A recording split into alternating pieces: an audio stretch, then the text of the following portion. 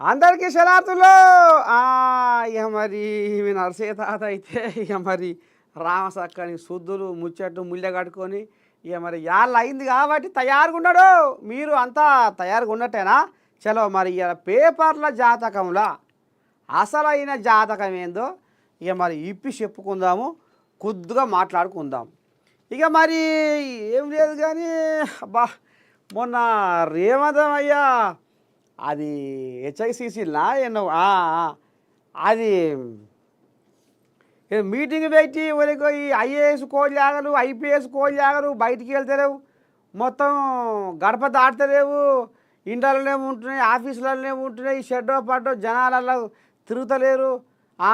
మరి మంది శుద్ధులేంది, జనాల సమస్యలేంది, షెడ్డో పడ్డో సమాజంలో ఏం జరుగుతుంది, ఏంది ఏం కథ అనేది ఎక్కడ తేడతేడం చేస్తలేరు. ఇండ్లలోనే ఆఫీసులలోనే ఏసీలకే మొత్తం అంటిలా అయ్యిరని మొన్న అనగా పెద్ద మనిషి అయ్య మరి కోయాకు సెగ జరిగింది. ఖమ్మం జిల్లాలో కొత్తగూడెం జిల్లా కలెక్టరు ఇక ఏం చేసిండో ఏం కథ ఒక్కసారి ఆ కోయాకు సెగ జరిగి జనాలకు వచ్చిందిలా. కానీ మొత్తానికైతే ఇలా కోయాగని మరి ఆ కలెక్టర్ని మనం మెచ్చుకొని మెడల మీద వేసుకోవచ్చు. ఒక రామశాఖని వ్యవహారమే ముంగట వేసుకుంది. మరి ఏంది ఏం కథ అనేది ఇవాళ ఆర్కెల్ మొదలు పెడదాం.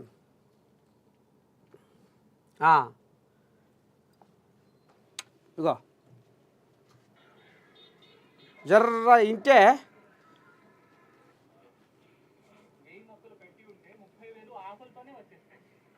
సౌండ్ ఇంతేనా? ఓ బినగా యో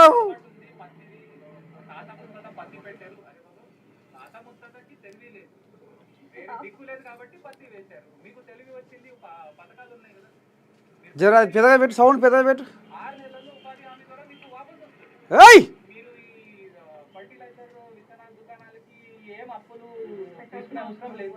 ఒకసారి మీటింగ్ పెట్టియండి, అందరు రైతులు వస్తారు.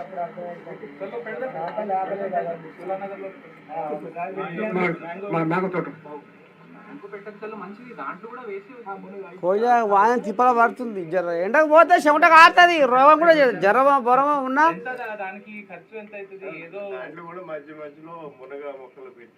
టేకులపల్లి వీళ్ళంతా కరువు పని చేస్తోళ్ళు అలా కాడి పోయిండు. ఈ ఆఫ్రికాలో అయితే చనిపోవు అని వాళ్ళు విపరీతంగా ఇది ములకాయ నాటేస్తున్నారు. మన దగ్గర అయితే ఓ కోతులు వస్తాయి, ఈ బర్రె వచ్చి తినేస్తుంది, తింటే తినని ఉంది. కాయలు అయితే వస్తాయి కదా, కాయలు తింటాయా గేదెలు? తినవు దాన్ని, అది మనుషులే తినేది కదా. సో ధైర్యంగా మీరు పెట్టేయండి, ఏం కాదు. ఓకే చలో రైట్. సో గడ్డపాడలు నేను తప్పిస్తాను, కొంచెం సమయం ఇవ్వండి. పట్టిండే పారా పట్టిండే చెవటను ఒడిపించి కష్టము చేస్తుండే. పట్టిండే పారా పట్టిండే చెమటను ఒడిపించి కష్టము చేస్తుండే. కలెక్టరు సారు కష్టము చేస్తుండే. కొత్తగూడెం కలెక్టరు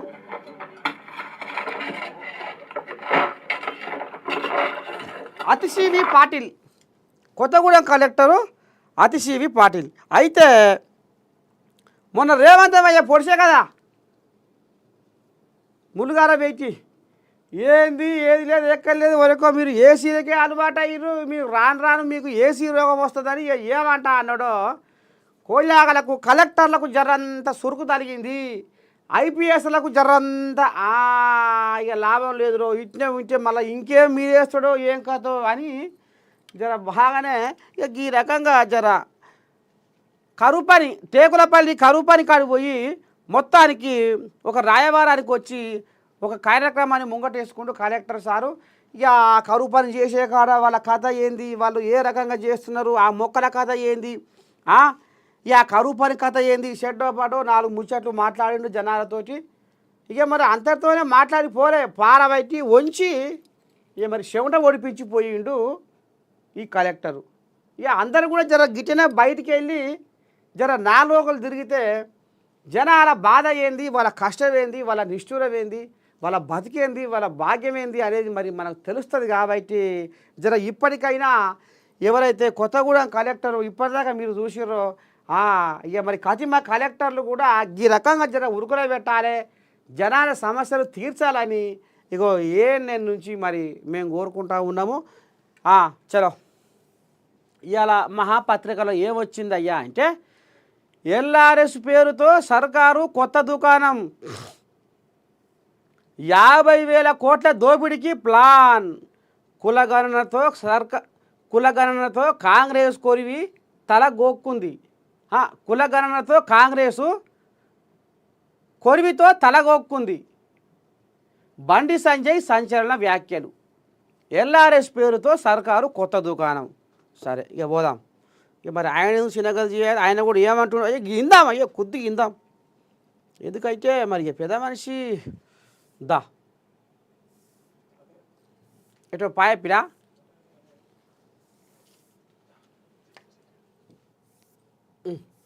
ఆయన ఏమన్నాడు, 2 ముచ్చట్లు ఇందామైతే.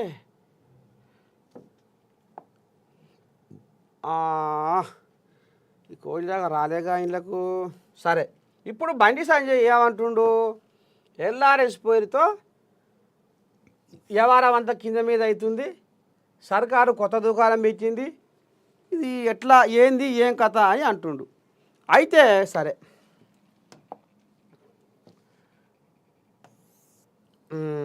ఇప్పుడు బండి సంజయ్ బాధ ఏంది, ఎట్లా ఏంది ఏం కథ అనేది తీసుకుందాము. పాపం బండి సంజయ్ అన్న బువ్వ తిన్నాడో, బువ్వ ఎక్కడిది ఇప్పుడు టిఫిన్ కావచ్చు. ఏదో ఇక నాకు గీసినాడు గీస్తున్నా, ఇక నాకేమో అంత నేనేమన్నా ఆర్టిస్టునా.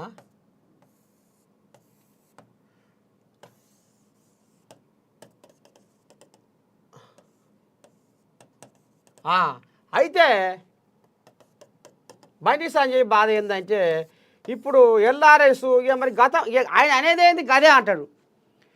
గతంలో ఎల్ఆర్ఎస్ని ఫ్రీగా చేస్తామని మరి ఏది లేదు ఎక్కడ లేదు, మరి ఇప్పుడు ఏమాయా అని కెరిగిస్తున్నట్టు అంతే అంతే కదా. మరి ఇప్పుడు రేవంత్ అయ్య ఏమనుకొస్తుండో అంటే, సరే ఈ లేఅవుట్ల క్రమబద్ధీకరణ షెడ్డా పడ్డా, గతంలో బీఆర్ఎస్ వాళ్ళు విచ్చలవిడిగా పర్మిషన్లు ఇచ్చిర్రు, అక్రమ లేఅవుట్లకు కూడా పర్మిషన్లు ఇచ్చిర్రు. కథ వీటితో నడిపించి ఇక మరి అడ్డగోలుగా పర్మిషన్లు ఇచ్చిర్రు, షెడ్డో పడ్డో వ్యవహారం చేసిరు ముచ్చట మనం వింటనే ఉన్నాం. నిన్న మొన్న సిద్దిపేట అది హరీశమయ్య ఇలాకల కబ్జాలు, సర్కారు భూముల కబ్జాలు చేసినాం, మేమే చేసినాం. ఇక అది ఏదో అయ్యింది పోయింది, కానీ ఇప్పుడు ఏదో అవుతట్టుంది కథ. వామ్మో వద్దని ఒకటి చూసి ఒకలు ఇది ఇతర పోయి బాధలు అవుతట్టుంది, బదనామైతట్టున్నాం, ఇజ్జది పోతట్టుందని పాస్ పుస్తకాలు తీసుకొచ్చి కలెక్టర్లకు ఇచ్చిపోయారు నిన్నమన.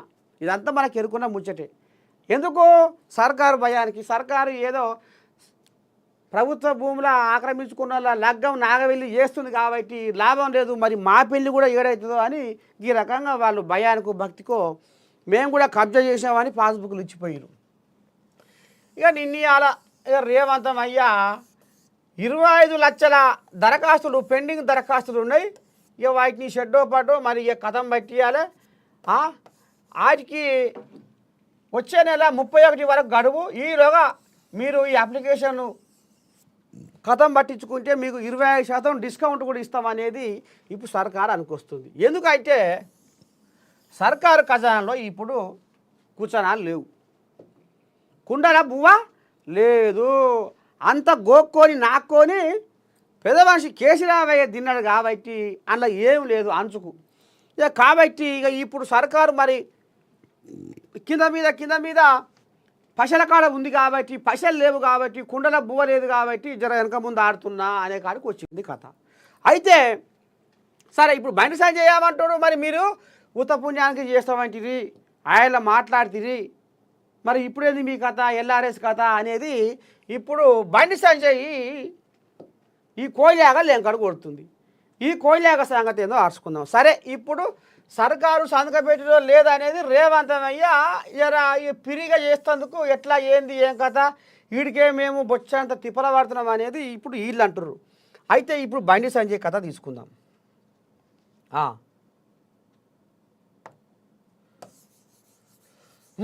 ఇప్పుడు గతంలో ఇక నీ దండం పెట్టి ఏం చెప్పాలనో ఎట్ట చెప్పాలనో కానీ ఓ అమ్మ వల వల వల వల వల పోసేదే ఉంది, కల కల కల కన్నీరు తీసేదే ఉంది కథ. ఇక బండి సంజయ్, సరే ఇప్పుడు బండి సంజయ్ ఈ దుకాణం ముందట వేసుకుండు, ఏది ఈ బండి కోళ్ళాగా, ఈ బండి కోళ్ళాగా జర ఖతర్నాక్ కోళ్ళాగా బాగానే ఫోన్ వెళ్తుంది. అయితే మరి ఇప్పుడు ఈ బండి కోళ్ళకు నేను ఏం అడుగుతుంది అయ్యా అంటే, గతంలో కర్రె పసరు వసూలు చేసి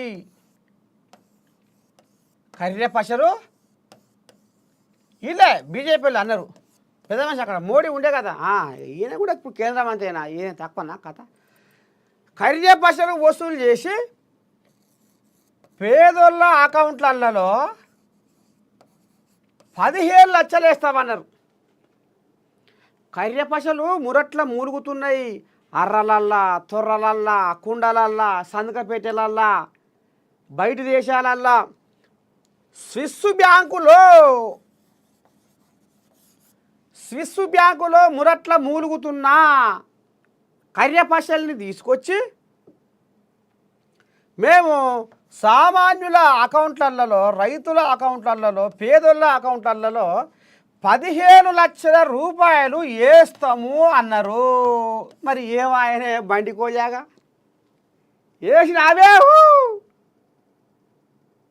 ఓ బండి కోయాగా, ఇక మరి వేసినావా?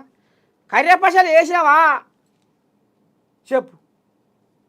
పుసా పుసా పుసా పుసా ఇప్పుడు సర్కారు కుండల బువ్వ లేదని లోకమంతా ఇరికి రేవంతమయ్య గద్దెనెక్కినాక నీ పాడైపోను కారా, నేను లంక బిందలు అనుకుంటే ఇక గీ ఉన్నాయి, బోయికలు బొచ్చలే ఉన్నాయి అనేది అందరికి ఎరుకున్న ముచ్చటేనా. ఇక నువ్వు ఇలా తీగరాగాని తీసి కొత్త పాట పాడేది ఏముంది బండి కోజాగా, ఇట్లా ఉన్నది కథ. కర్రె పసలు అయితే అక్కడనే పోయినాయి, జాడలేవు పత్తలు అవి ఎక్కడ పోయినాయో ఎవడు మింగిండో. ఎటు పోయినాయి 15 లక్షలు? ఏమని సోమాయి ఎందుకు వేస్తాడు మోడీ అనగా అనలేదా? మరి ఏమా సరే ఇప్పుడు కాంగ్రెస్ వాళ్ళు ఎల్ఆర్ఎస్ను పిరిగా చేస్తామన్నారు, ఏమా ఎటువా దోపిడికి ఇవ్వబడరు అనేది నువ్వు అంటున్నావు. మరి మీరన్నా ముచ్చటేది, మరి కోడలికి బుద్ధి చెప్పి అత్త హౌస్లో ఎండపోయిందనే గిదే కావచ్చు. మరి మీరు ఉద్దారకం చేసి పక్కనోని అన్నా ఓ సక్కదానం. నువ్వు 15 లక్షల రూపాయలు ఎక్కడవా, అవి జాడలేవా, పత్తలేవా, రాశికి రావా, రంగానికి రావా. ఇక ఈ కథ గిట్ల ఉంది. వామ్మో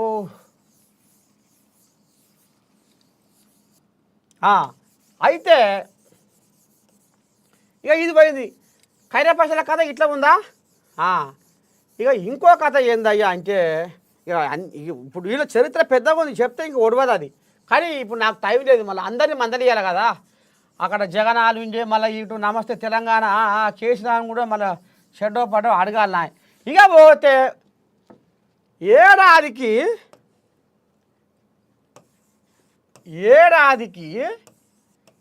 ఎన్ని 2 కోట్ల ఉద్యోగాలు. ఇప్పుడు 12 ఏళ్ళ పొద్దు మోదీ గదిరెక్కి 12 ఏళ్ళ పొద్దు. ఏడాదికి పోరగాళ్లకు 2 కోట్ల ఉద్యోగాలు అన్నాడు. ఎటువాయ్ బండి కోయాగా, ఓ బండి ఎద్దు ఎటువాయ్ 2 కోట్ల ఉద్యోగాలు ఎటువాయ్ ఏమంటున్నా? పోరగాళ్లకు 2 కోట్ల ఉద్యోగాలు. పోరగాళ్ళు ఎదురు చూసి ఏం చేయాలన్నా గది ఆ ఉద్యోగం రాకుండా వాళ్ళకు పిల్లని చేయాలలేదు. ఇప్పుడు మరి ఈ కథ చెప్పవు, మరే ఇది చెప్పరు. ఎంతసేపు చెప్పు ఎదటోని మీదనే ఎట్లా బదనాం చేయాలి, ఎట్లా నిందేయాలి. మేము సుఖం పూసలేము, మేము సుత పూసలేము, మేము రామశక్కని పని చేస్తున్నాము, బ్రహ్మాండంగా ముంగడికి పోతున్నాం అంటే ఏది మరి మీ కథ వెనకనే పనిచేయరుగా. 2 కోట్ల ఉద్యోగాలు ఏమైనా ఏమంటారు? ఇప్పుడు సబ్బన్న వర్గాల పడుచు పోరగాళ్ళు. మీరు చేసేది ఏందయ్యా అంటే, మీరు ఏం చేస్తారంటే వసవసాని రెక్కలు ముక్కలు చేసుకొని కన్న కష్టం చేసే రైతన్నలా ఇగో వీళ్ళ కథ ఏంటంటే నీరవ్ మోదీ. నీరవ్ మోదీ మరి మోదీ అంటే వీళ్ళ పాలైనా ఏందో మరి మొత్తం మీద నీరవ్ మోదీ, చోక్సీ, ఇగో వీళ్ళు ఈ కోల్యాగలు బ్యాంకులకు లక్షలే ఎగ్గొచ్చి ఇక మన అద్దులో ఉండరు, మన పొలిమేరలో ఉండరు, సముద్రాలు దాటి ఖండాలు దాటి బయట దేశాలల్లో మంచిగా బగ్గా ఇక వాళ్ళ ఎంజాయ్ కాదు, వాళ్ళ కథ కాదు. గీళ్ళను మాత్రం ఒక్క రైతన్న బ్యాంకులో పోయి సారు నేను మట్టిలో పుట్టి మట్టితో పోరాడే బిడ్డను, నాకు షెడో పాటు మీరు జర లోన్ ఇస్తే నేను ఈ సమాజానికి అక్కడికి వచ్చే పంటలు పండిస్తా, నా చేతి సలువతోనే కదా ఈ సమాజం బతుకుతున్నది అన్న చేతులకు మాత్రం పైకి ఇస్తేందుకు వాళ్ళకు చేతులు లేవు, వాళ్ళ చేతులకు జట్టలు పుట్ట బ్యాంకులకు. కానీ గిసవంటి మంది కొంపలు ముంచేటోళ్లకు మాత్రము నీరవ్ మోదీ, చోక్సీ గిట్లాంటి వాళ్ళు వేల కోట్లు తీసుకొని ఇవాళ దొంగలోనే పారాయి బయట దేశంలో సంసారం చేసేటోళ్లకు మాత్రము ఈ బీజేపీ వాళ్ళు సపోర్ట్ చేస్తారు. ఇది కాదా? ఇప్పుడు ఇది కూడా తెలియాలి జనాలకు, ఆహా ఇదా ఆ కథ అనేది. అంటే బీజేపీ వాళ్ళు కూడా ఎంత సుఖం పోస్తారో అనేది కూడా అర్థం కావాలి. బయటకోయాగా ఇగో ఇది కథ. మరి మీ గిసవంటి కథలు పెట్టుకొని మరి ఇప్పుడు ఆయనే ఎల్ఆర్ఎస్ చేస్తలేడు, ఏమైంది, ఇసుకపోయి బచ్చల పండుగ పనిచేది అంటే మరి నీదేడా పనిచేది ఇప్పుడు? మరి ఈ కథ ఏంది? 2 కోట్ల ఉద్యోగాలు అయ్యి ఇంకా మీ కథలు చాలా ఉన్నాయి, కానీ ఇప్పుడు నాకు పొద్దుపోతుంది, టైం లేదు, అందరూ నడుచుకోవాలి. 2 కోట్ల ఉద్యోగాలు ఏమాయే? మరి ఈ రకంగా మీరు నీరవ్ మోదీ, చోక్సీ లాంటి బడా పెద్ద నాయకులకు మీరు ఆరతులు బట్టి, మంగళారతులు బట్టి విమానాలు ఎక్కించి బయట దేశాలలో తోలుతారు, ఇక్కడ రైతులకు మాత్రం పట్టించుకోరు. ఇగో గీ కథ ఇది గీ కథ. మరి సర్కారు సంతకబెట్టులో శాసకాన లేదు అన్నట్టుగా వాళ్ళు సరే మా చేతనైన కాడు చేస్తాం అనేది ఇప్పుడు వాళ్ళ ఆంబాయం ఉంది. సరే ఇది పోయింది, ఇంకేముంది దా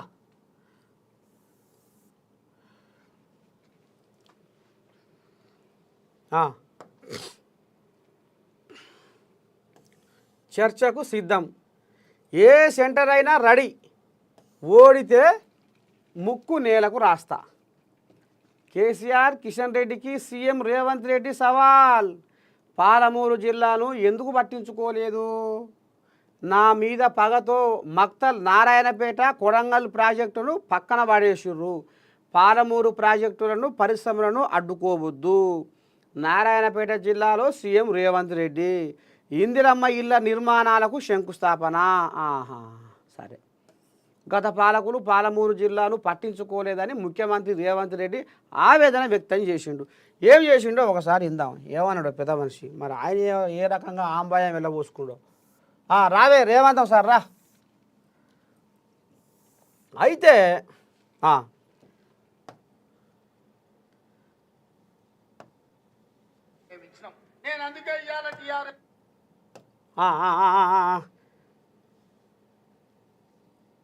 ఏ కానీ ఒక సవాల్ విసురుతున్నా, చిత్తశుద్ధి ఉంటే మీరు రాండి. ఏ ఊర్లో అయితే ఇందిరమ్మ ఇండ్లు ఉంటాయో రేపు సర్పంచ్ ఎన్నికలలో మేము ఓట్లు అడుగుతాం. ఏ ఊర్లో మా ఇందిరమ్మ ఇండ్లు లేవో మేము ఎన్నికల్లో పోటీ చేయం. డబుల్ బెడ్రూమ్ ఇండ్లు ఉన్న ఊర్లలో నేను పోటీ చేయాలి. ముందా నేను సూటిగా సవాలు విసురుతున్నా. రెడ్డి గారిని కూడా సవాలు విశ్రమని చెప్తున్నా. ఆ దామన్నను కూడా తోడుండమని నేను విజ్ఞప్తి చేస్తున్నా. ఏ ఊర్లో ఇందిరమ్మ ఇల్లు ఉన్నాయో మేము ఆ ఊర్లోనే పోటీ చేస్తాం. ఏ ఊర్లో డబుల్ బెడ్రూమ్ ఇల్లు ఉన్నాయో ఆ ఊర్లోనే బీఆర్ఎస్ పోటీ చెయ్యాలి. దానికి సిద్ధమైతే మా సవాల్ని స్వీకరించి మాట్లాడు. నువ్వేం చేసినావు, మేమేం చేసినావు ప్రజలకు అర్థమవుతుంది. అందుకే ఇవాళ ఆర్టీసీలో బస్ అయినా, ఆడబిడ్డలకు 200 యూనిట్లు ఇంటికైనా, 500 రూపాయల సిలిండర్ అయినా, యువకులకు 55,000 ఉద్యోగాలైనా, 21,000 కోట్ల రూపాయల రైతు రుణమాఫీ అయినా, రైతు భరోసాలో అమ్మని సాంగ్ ఆనగో తెలిసినట్టే ఉంది కథ. నేను అందుకే ఇవాళ టీఆర్ఎస్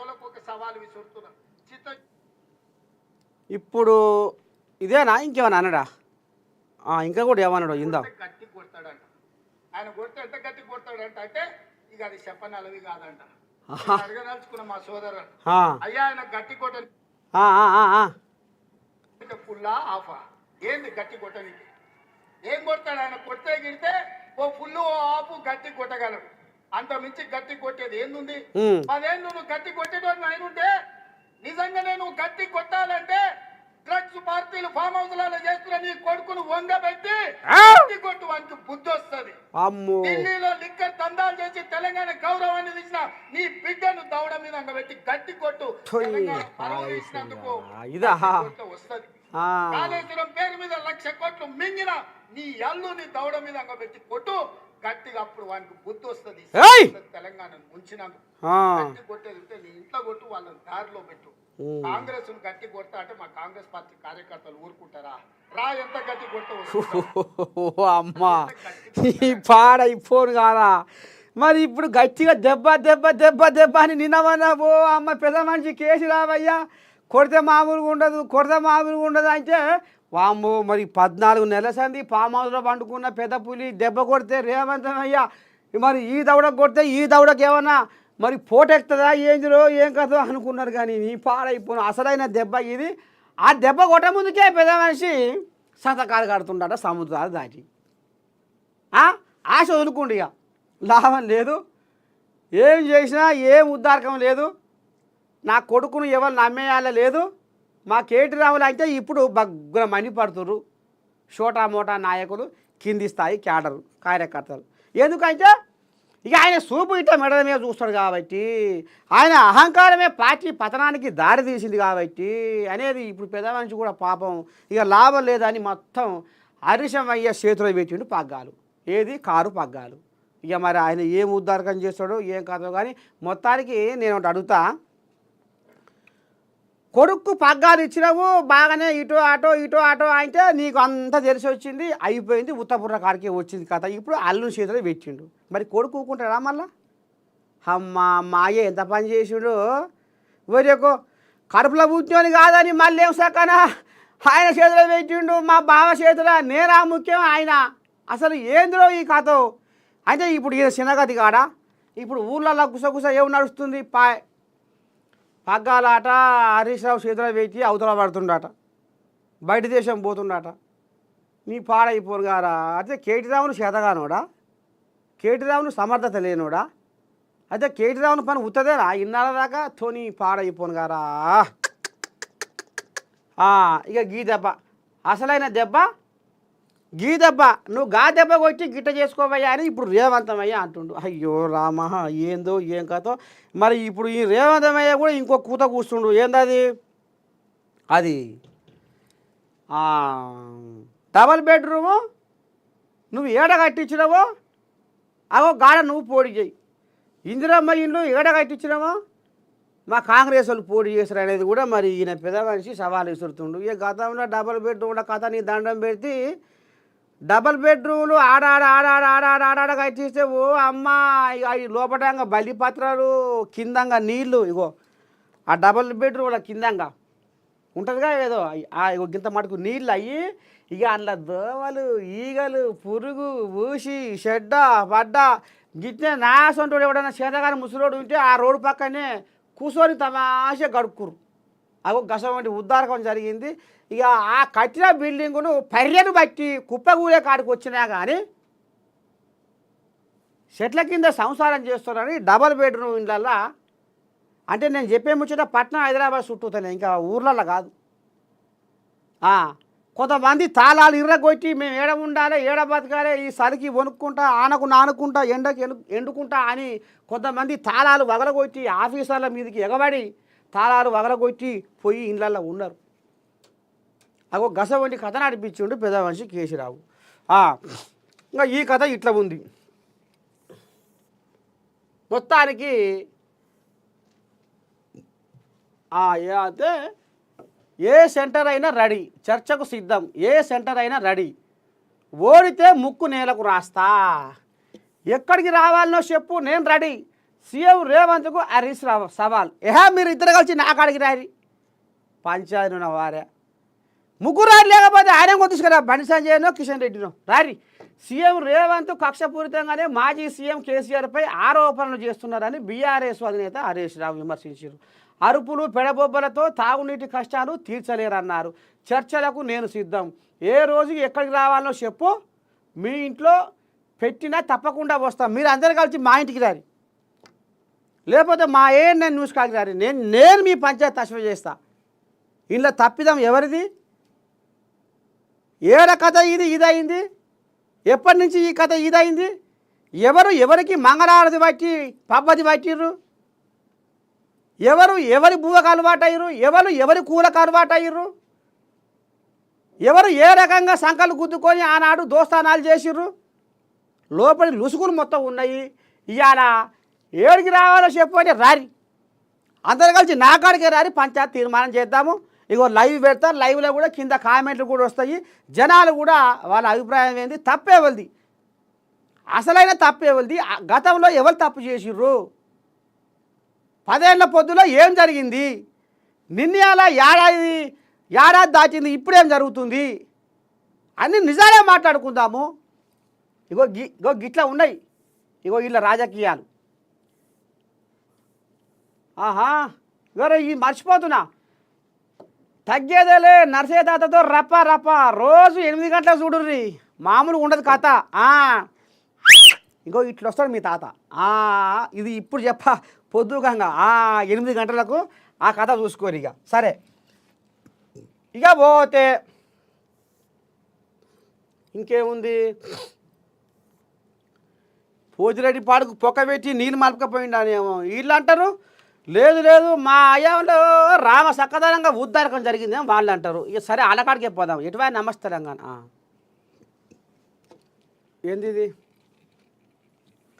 అడుగంటిన సాగరం, తేలిన సుంకిశాల సొరంగం, నీళ్ళు వదిలింది ఎవరి కోసము? ఇక ఇప్పుడు నీళ్ళ ముచ్చట ముంగటేసుకుని, ఎందుకంటే నిన్నయాల ఇప్పుడు నీళ్ళ కథే కదా నడిచి, ఎండాకాలం వస్తుంది కదా, నీళ్ళు లేవు, పంటలు వేయొద్దు. ఫిబ్రవరి నెలలోనే పంటలు ఎండుతున్నాయి. అదనంగా వరి పంట సాగును మానుకోండి. అప్పులు తెచ్చి రైతులు పెట్టుబడులు పెట్టొద్దు. రైతు సంక్షేమ కమిషన్ చైర్మన్ కోదండరెడ్డి. యాసంగి మధ్యలోనే చేతులు ఎత్తేసిన సర్కారు. ఎట్లాగా బట్టగాల్సి మీదేయాలి సర్కారు మీద? సరే చూద్దాం మరి. కోదండరెడ్డి కోయాగా ఏం చెప్పుకొస్తుందో, ఏమన్నాడు, ఏంది ఇప్పుడు అది కూడా ఇందాం.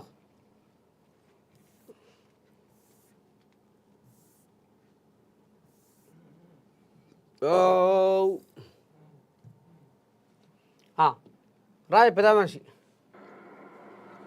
తెలంగాణ చెప్పు, ఏం చెప్తావు చెప్పు, 2 ముచ్చట్లు. రైతు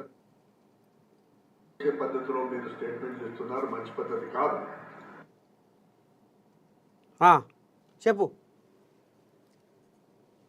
చెప్పే ఒరి బాయం గారు. మీరు అప్పులు తెచ్చి పెట్టుబడులు పెట్టకండి, ఉన్న పంటను కాపాడుకోండి. అదనంగా వరి వేయడానికి మీరు మంచి పద్ధతి కాదు, అనుకోండి. అందువల్ల మా మనం ఒకటి ఏంటంటే, ఇది అవతల నేను రాజకీయ పార్టీలతో కూడా మనం చేస్తా ఉన్నా, మీరు పదే రైతాంగం మానసిక ఒత్తిడి గురి చేసే పద్ధతిలో మీరు స్టేట్మెంట్ చేస్తున్నారు, మంచి పద్ధతి.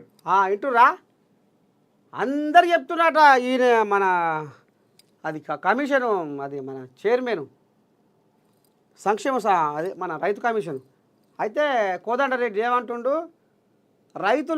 రైతుల మీద అంటే ఇటు ప్రతిపక్షాలే కానీ వాళ్ళే కానీ వీళ్ళే కానీ ఎవరైనా సరే రైతుల మీద ఉత్తపుణ్యానికి మీరు రాజకీయం చేస్తుర్రు అనే మాట ముంగటేస్తుండ్రు. ఇంకేమన్నాడు ఇందాం, చెప్పే. కాదు, కరువు, కాటకాలు, అధిక వర్షాలు, వరదలు, ఇవన్నీ కూడా ప్రకృతి జరిగేది. ప్రకృతిలో మీరు దాన్ని కూడా రాజకీయం. మంచి మాట చెప్పిండు. ప్రకృతి అంటే మరి సుధపూసలు సుఖం పూసలు అని చెప్పుకునేటోళ్ళు 10 ఏళ్ల రాజ్యంలో ఎంత కథ నడిచింది. ప్రకృతిని ఆగా మట్టిస్తుర్రు. ప్రకృతి మైనింగ్ అని అదని ఇదని చిన్న కథ. మైనింగ్ మాఫియా చేసి గుట్టల మొత్తం పరగచీరి పగ్గం పాడు చేసి ఎక్కడ ఉద్దారకం చేసిర్రు. నరులు గిట్ట పాపానికి ఎగబడ్డాక ప్రకృతి పగబడకపోతే ఏం చేస్తుందిలా? కాపాడే మన కన్న అడవి తల్లి రొమ్మి మీద గుద్దినప్పుడు ఊకుంటుందా తల్లి? ప్రకృతి కోపానికి చెప్పే చేసుకోవడం మంచి పద్ధతి కాదు. నేను దయచేసి రాజకీయ పార్టీలకు ప్రతిపక్ష పార్టీలకు చేతులు ఇచ్చి నమస్కారం చేస్తున్నా. రైతు పక్కన నిలబడండి, రైతుకి ఆత్మధైర్యం పెంచండి.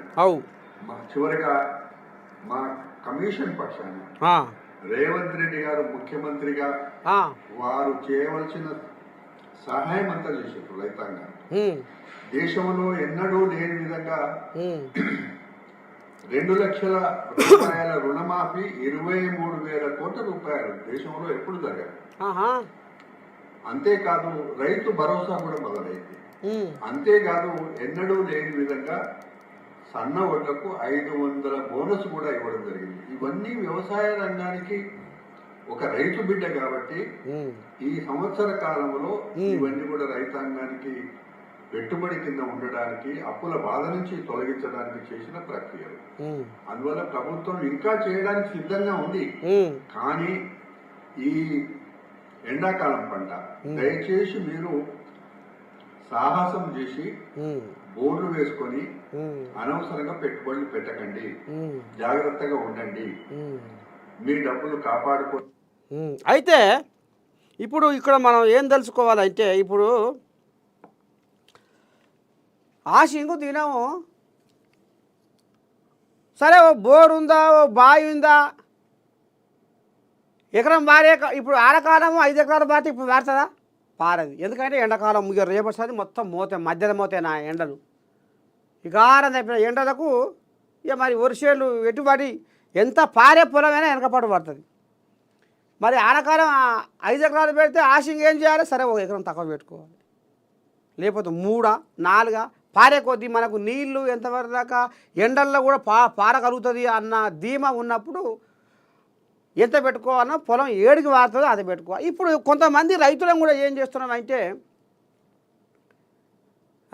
పండకపోతుందా, ఏం కాదు, ఇటో అటో వరుస తిప్పుతా, ఏం చేద్దాం అనేది జర కొంచెం ఆశ మీద ఈ 3కు బదులు 4 పెట్టే వరకల్నే ఆనకాలం 5 పెట్టి ఇప్పుడు 3కు బదులు 4 పెడితే 3 ఎకరాలు పెడితే మంచిగానే పారుతుంది. కానీ 4 అంటే రైతన్న జర్ర కొద్దిగా ఏమన్నా ఇంకేమన్నా గట్టిన ఆశ అవుతుందేమో అని ఆశ మీద పెడితే ఈ ఎండలకు జర్ర అంతా మరి ఇక ఈ కాలం చల్లకుండా ఈ ప్రకృతి కాలము మన చేతిలో ఉంటుందా? ప్రకృతి పగబట్టేది ఎప్పుడు ఏ క్షణాన ఏమయ్యేది మన చేతిలో ఉంటుందా?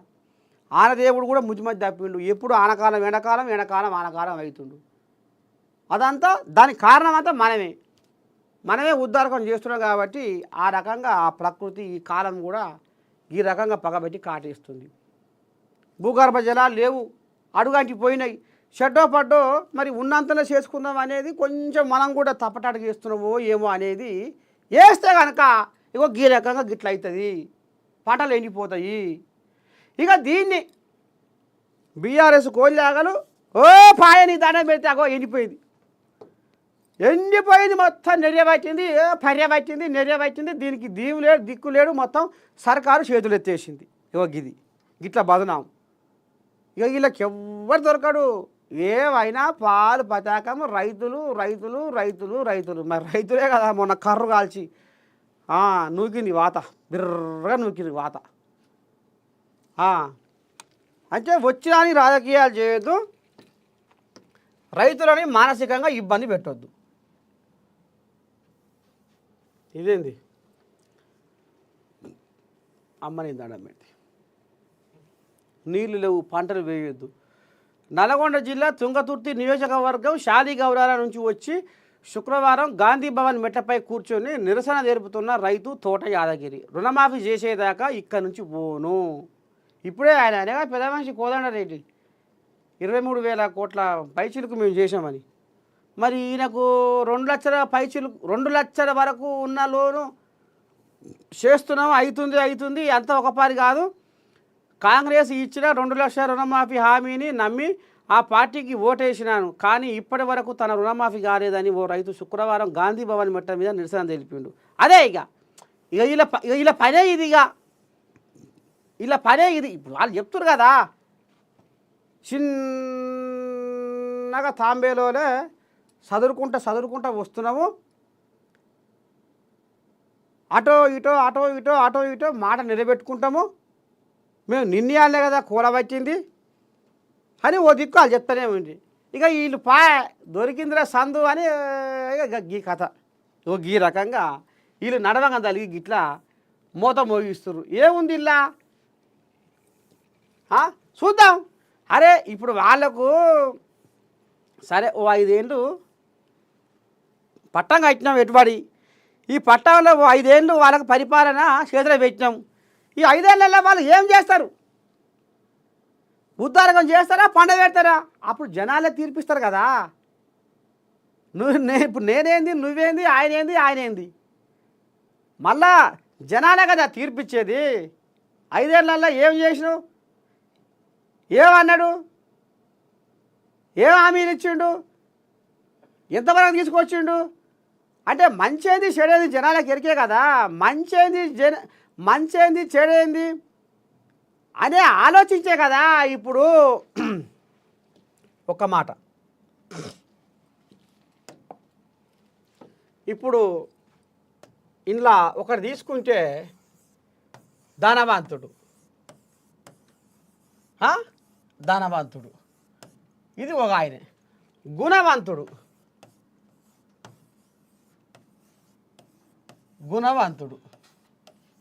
ఇప్పుడు నేను ఎందుకు చెప్తున్నా అంటే, ఈ పాలు పచాకం వచ్చినా రాజకీయాలు చేయొద్దు. ఇప్పుడు ఏమో ఒకరికి ఇప్పుడు 2 లక్షల వరకు చేస్తామని అన్నారు, అది చేయాల్సిందే. దాన్ని కూడా నేను సమర్థిస్తాను, చేయాల్సిందే. కాకపోతే జర సందకపెట్టి ఇలా కూర్చొనాలు అటు ఇటు మరి గబ్బు కొడుతుంది కాబట్టి వెనుకో ముందో చేస్తామని తీసుకొస్తారు. కొంతమందికి ఏం చేసిరుగా, మొత్తం మీద చేయకుండా ఊకోలేగా. అయితే ఇప్పుడు ధనవంతుడు ఈయన కేసీరావు లాంటివాడు, పెద్ద మనిషి, రేవంతం, గుణవంతుడు రేవంతం. ఎందుకు చెప్తున్నా ఈ ముచ్చట అంటే, కేసీరావు సముద్రం లాంటివాడు అని జనాలకు అర్థమైంది. వింటుర్రా? కేసీరావు సముద్రం లాంటివాడు అని జనాలకు అర్థమైంది. రేవంతము బావి లాంటివాడు అని అర్థమైంది. అందుకనే జనాలు మార్పు కోసం తీర్పు ఇచ్చిర్రు. ఏమిచ్చిర్రు? చెయ్యికి అండ ఆదేరువు ఇయ్యాలి, చెయ్యితో ఉంటే మన బతుకులేమో బాగుపడతాయేమో అన్నట్టుగా వీళ్ళు 10 ఏళ్ళ పొద్దు సంది ఈయన మరి సముద్రం లాంటివాడు అంటే ఇది పెద్దదా అది పెద్దదా అంటే ధనవంతుడు, మరి ఇదేగా పెద్దది, సముద్రం లాంటివాడు కేసీరావు. కానీ ఇది ఆఖరికి వస్తున్న కల్లా పుసుక్కున ఇప్పుడు నాకే దూపు అయింది. మరి ఈ సముద్రం నీళ్ళు తాగుతామా? సముద్రం నీళ్ళు ఎట్టుంటాయి? ఉప్పు ఉంటుంది. అంటే ఈ సముద్రమైనా పనికిరాదు. అందుకనే దీన్ని కడకు నూకి బాయి ఈ తేటగా కమ్మగా ఎర్రగా పుల్లగా ముద్దుకుంటాయి కాబట్టి బావి నీళ్ళు తాగుతాం. ఇది బావి నీళ్ళే తాగాలి అని జనాలు కోరుకున్నారు. ఒరేగో మరి ఏదేది ఎక్కలేదు. మా అంటే ఏడాది పొద్దున్నే మీరు గిన్ని నిందలు గిన్ని బదనాలు వేస్తున్నారు అంటే ఇక ఏం చెప్పాలి? మాకు బావి కావాలనే కోరుకుంటే అని ఇప్పుడు జనాలు అంటుంటే ఇక అందులో ఎవరిని వచ్చి నీ దండం పెడితే ఇది ఇట్లా అది అట్లా వచ్చే పాయ అని నీ దండం పెడితే మాత్రం ఇక దానికి కంపు గబ్బు గబ్బు ఒక గిసం ఉంటే వేసాలు వేస్తారు ఈ బీఆర్ఎస్ వాళ్ళు. చలో దా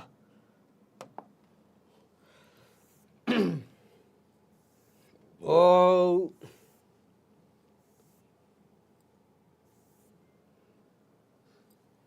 జ్యోతి ఇది ఇల్లేముంది, సాక్షిలేముంది,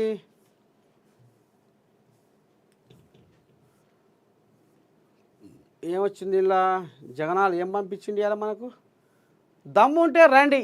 ఇక అదే ఇక ఎల్లాగా చెప్పుకున్నాం ముచ్చట. ఇది 12 ఏళ్ళ మోదీ పాలన, 10 ఏళ్ళ కేసీఆర్ పాలన, 12 ఏళ్ళ కాంగ్రెస్ పాలనపై చర్చిద్దాం.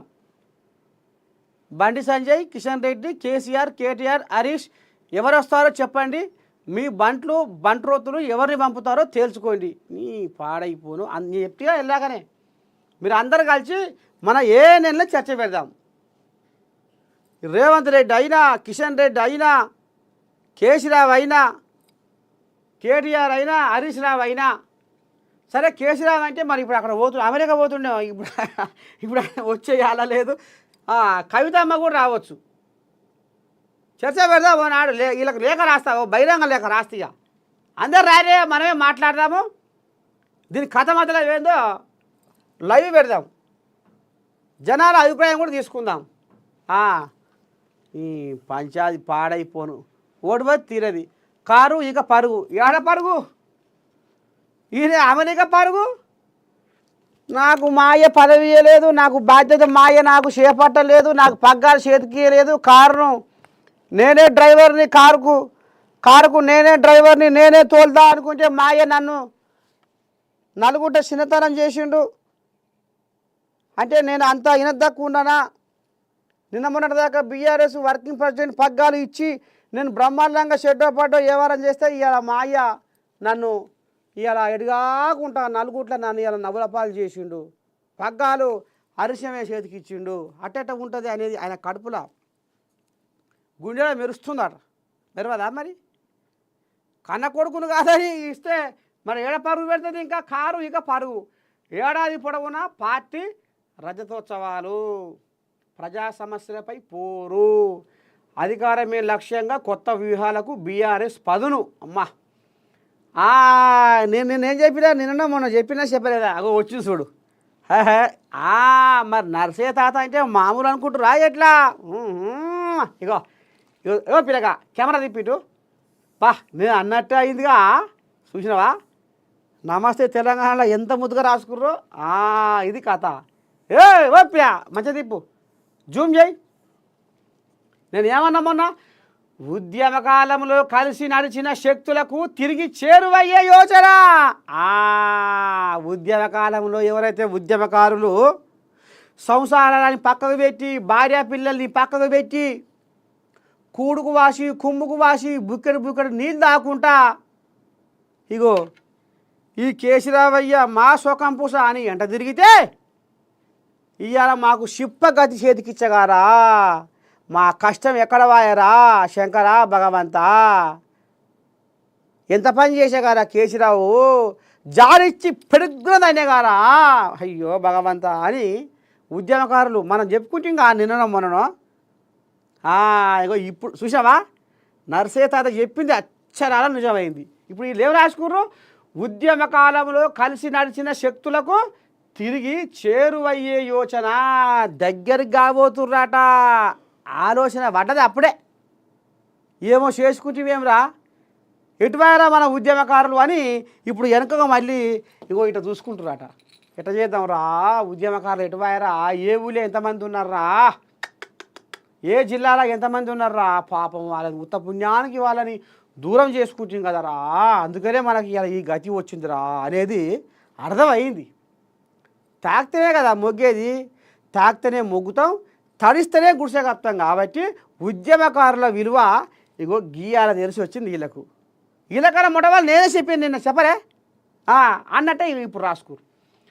తెలంగాణ అస్తిత్వాన్ని గుర్తు చేస్తూ పార్టీ భావజాల వ్యాప్తికి నిర్ణయం, ప్రజా సమస్యలపై పోరుకు వర్కింగ్ ప్రెసిడెంట్ కేటీఆర్ సారథ్యం, హరీష్కు సంస్థాగత నిర్మాణం, శిక్షణ, సిల్వర్ జూబ్లీ నిర్వహణ బాధ్యతలు. ఇక ఇంట్లో మొత్తం ఈయనదే. సంస్థాగత నిర్మాణం, శిక్షణ, సిల్వర్ జూబ్లీ నిర్వహణ బాధ్యతలు. అంటే ఏడాది పొడుగుతా వీళ్ళు పండుగ చేయాలి. కారుని మొత్తం ఉరుకులో పెట్టేయాలి. ఇక దుమ్మే ఏం కాని రాకుండా ఉరుకులో పెట్టేయాలి. ఏడాది పొడుగున పండుగ చేయాలి. బీసీ ఎస్సీ ఎస్టీ ప్రజా సంఘాలతో సమన్వయం బాధ్యత కవితకు. అమ్మో మరి అలు కదా, ఎందుకంటే ఇవి నిర్ణయాలు ఈమె బీసీ రాగం ఎత్తుకుంటుంది కదా ఇప్పుడు అడుగునా. ఇక పాయ్ అటు జగిత్యాల అక్కడ మొదలు పెడితే నీ దండం పెట్టి మోత మోగియాలని ఇప్పుడు బీసీ రాగం. ఈ 10 ఏళ్ళ పొద్దు సందు ఏది లేదు, ఏ రాగం లేదు. మరి ఎందుకంటే అది లేదుగా, ఇప్పుడు ఇప్పుడు ఇప్పుడు కొలువు లేదుగా. ఇప్పుడు కొలువు ఉంటే ఏ సభ ఉండపోవు ఏడబండుకుందో ఈ బీసీ రాగం. ఇప్పుడు ఉద్యోగం కొలువు నౌకరు లేదు కాబట్టి ఇప్పుడు ఇదో నౌకరు సంపాదించుకోరు. అంటే ఇప్పుడు బీసీల చుట్టే తిప్పుతున్నారు రాజకీయము. ఇప్పుడు గుర్తుకొస్తున్నాయి బీసీ సంఘాలు, ఇప్పుడు గుర్తుకొస్తున్నారు బీసీలు. ఇప్పుడు బీసీలు కవితమ్మ కళలకు వస్తుర్రు. అందుకనే ఇప్పుడు బీసీల రాగం ఎత్తుకుంటుంది. 10 ఏళ్ళ పొద్దు సందు ఏది లేదు. 34% 18 గుంజుకొచ్చిర్రు మా పుణ్యాత్ములు వీళ్ళ ఆయాంలా. ఇప్పుడు బీసీలు అంటే పరిసస్తుర్రు. బీసీల కోసం ప్రారంభిస్తారు ఇప్పుడు పక్కా. పార్టీ భవిష్యత్ కార్యాచరణ రూపకల్పనకు 30 మందితో కోర్ గ్రూప్ ఉంటాయి కదా. గిట్టిన షెడ్డో పడో వ్యవహారాలు మాట్లాడుకోవాలిగా, గుసగుస పెట్టుకోవాలిగా లోపట. ఎట్లా చేద్దాము, ఏం చేద్దాము, ఏ ఊళ్ళో ఏ పండుగ చేద్దాము, ఏ రకంగా మనం జనాల్లోకి పోవాలి. గతంలో మనం పాతాళం దొక్కిన ఉద్యమకారులు మళ్ళీ మనల్ని ఇప్పుడు నమ్మాలంటే మళ్ళీ ఏం చేయాలి? వాళ్ళకు ఉద్యమకారులకు కర్ర కాల్చి ఎర్రగా వాత పెట్టి ఇప్పుడు వాళ్ళు మళ్ళీ వీళ్ళు నమ్మొద్దా? నమ్మాలంటే ఏం చేయాలి? అందుకనే మళ్ళీ 30 మంది కోర్ గ్రూప్. అట్లా అంటే భవిష్యత్తులో మనం ఏ రకంగా ముంగడికి పోవాలి, దానికి రూపురేఖలు మనం ఎట్లా ఇచ్చుకోవాలి, కారుని ఎట్లా ఉరుకులో పెట్టియాలి అనేది ఈ కథ నడిపిస్తుందట. ఇంత ముద్దుగానే ముచ్చట్లు ఇవ్వాలి.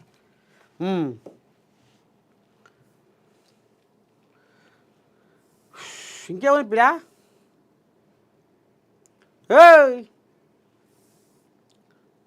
జ్యోతమ్మదా అడుగుతున్నావేం సంగతి?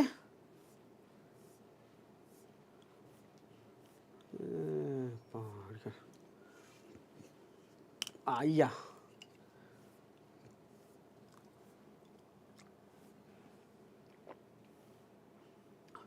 498 వరకట్నం సెక్షన్ మాత్రమే కాదు, అన్ని రకాల వేధింపులకు వర్తిస్తుంది. భర్తపై క్రూరత్వ అభియోగాల నమోదుకు కట్నం డిమాండును ప్రత్యేకంగా చేర్చక్కర్లేదు. సుప్రీంకోర్టు వ్యాఖ్యలు. ఏపీ హైకోర్టు తీర్పు కొట్టివేత. వెరేకో ఇదేంది చంద్రబాబుతో పంచాయతీ కేసీఆర్ వల్లే. ఇక ఇదే ఎల్లాక తతంగమే ఇది. ఇక నీళ్ళ పంచాలి. మీరే ఇచ్చిరంటే మీరే ఇచ్చిర్రు. ఎవరు చేపల కూరకు అలవాటు అయ్యారో, ఎవరు బిర్యానీకి అలవాటు అయ్యారు. ఇదంతా లోకానికి ఎరికే. అదోనాడు చర్చ పెడదాం. ఇక అది పెడదాం, బరాబరి పెడదాం చర్చ. ఎంతవరకైనా పురస్తే ఇటు రేవంత్ రెడ్డిని పిలిపిస్తా, అటు హరీష్ని బహిరంగ లేఖే రాస్తా వీళ్ళకు. ఇక మరి కేసీరావే అమెరికా పోతట్టు పోయిండో పోలేదో ఇక మరి ఇక మరి వాళ్ళ ముగ్గురిని పిలిపిస్తా. పోయిండని అంటారు కుసకుస. మరి నాకైతే తెలియదు.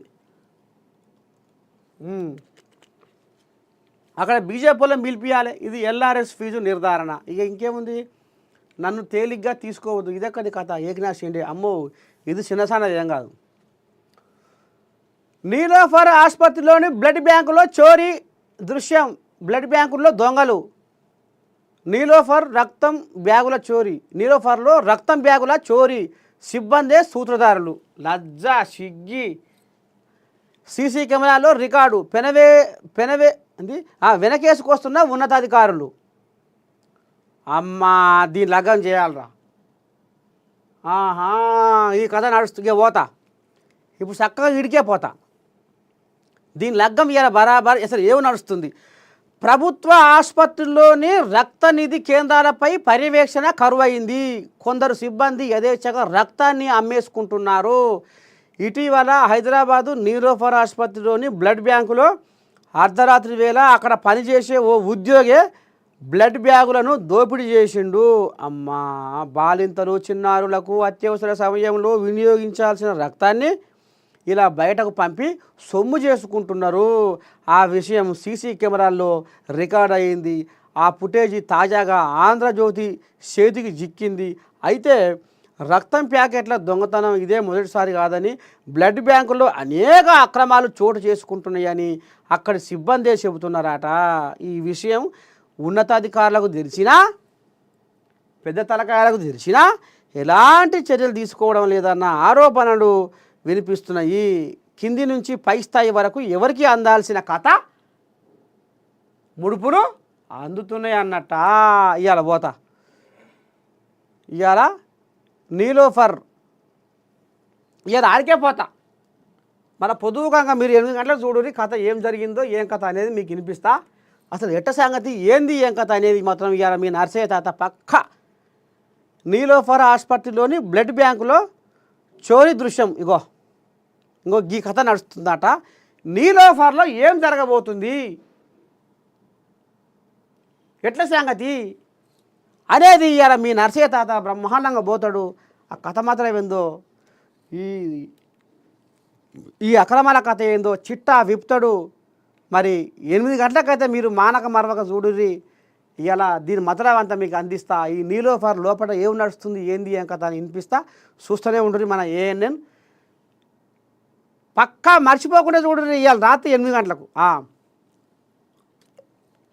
ఉంటా. మరి ఇక రేపు పొద్దుగాల మళ్ళా కలుసుకుందాము. ఇలా మాపటికైతే మీరు 8 గంటలకైతే పక్కా చూడండి.